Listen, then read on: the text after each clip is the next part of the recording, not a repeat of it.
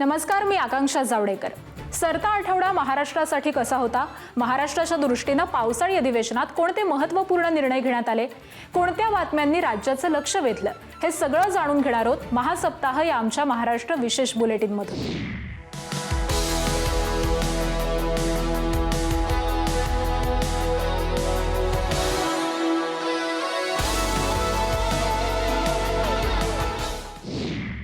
पावसाळी अधिवेशनात मुख्यमंत्री देवेंद्र फडणवीस यांनी राज्याशी संबंधित अनेक महत्त्वाच्या घोषणा केल्या।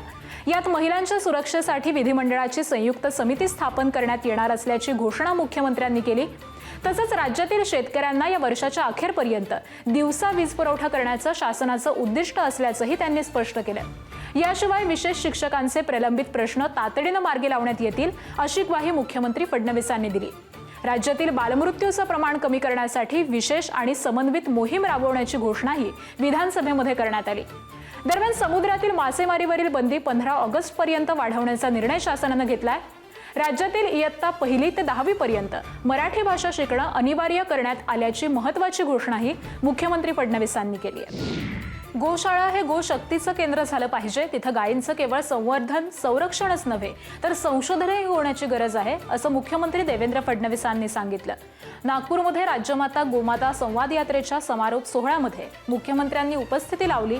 त्यावेळी गोशाळेशी संबंधित असलेल्या विविध उत्पादनांचा विकास झाला पाहिजे, तसंच त्यांचं ब्रँडिंग झालं पाहिजे असं त्यांनी अधोरेखित केलं। गोसंवर्धन, गोसेवा आणि भारतीय संस्कृतीतलं गोमातेचं अनन्यसाधारण महत्त्व जनमानसामध्ये रुजवण्याच्या उद्देशाने महाराष्ट्र गोसेवा आयोग आणि पशुसंवर्धन विभाग यांनी यात्रेचं संयुक्तपणे आयोजन केलं होतं। गो आधारित अर्थव्यवस्था जर आपण तयार केली तर अशी किती संकट आली तरी त्याचा सामना करण्याची ताकद ही आमच्या शेतकऱ्यांमध्ये त्या ठिकाणी आपण निर्माण करू शकतो। महाराष्ट्राचं सरकार गोसेवा आयोगाच्या पाठीशी आणि गोपालकांच्या पाठीशी अत्यंत खंबीरपणे उभा आहे। वळूयात पुढच्या बातमीकडे।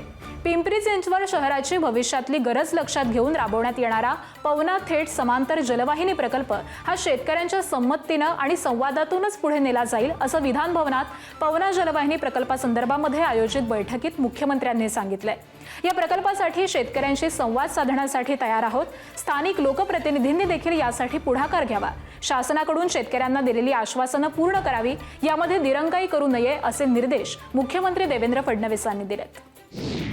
हिंदुस्तान कोका-कोला बेव्हरेजेस या कंपनीनं जळगाव जिल्ह्यातल्या जामनेरमध्ये ग्रीनफील्ड प्रकल्पासह राज्यात सुमारे 1200 कोटी रुपयांची गुंतवणूक करण्याची तयारी दर्शवली आहे। या गुंतवणुकीमुळे मोठ्या प्रमाणावरती रोजगार निर्मिती, स्थानिक उद्योगांना चालना मिळून आर्थिक विकासाला गती मिळेल असं मुख्यमंत्री देवेंद्र फडणवीस यांनी सांगितलं।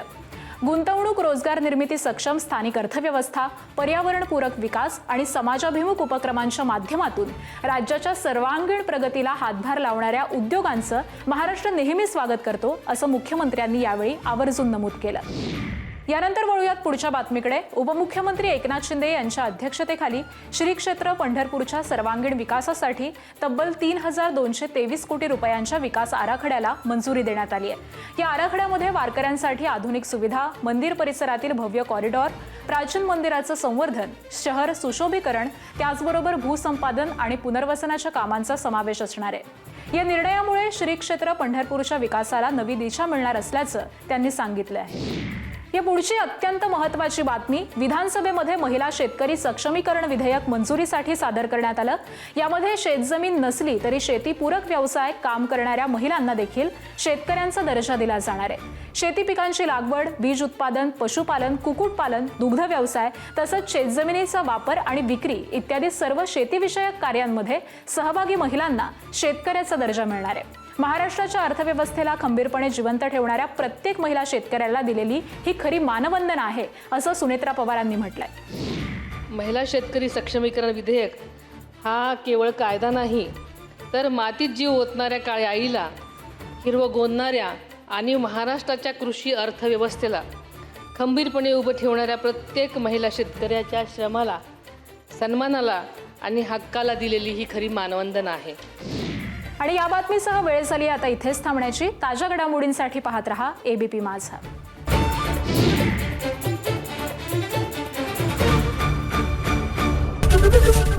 एबीपी माझा, उघडा डोळे बघा नीट। आहे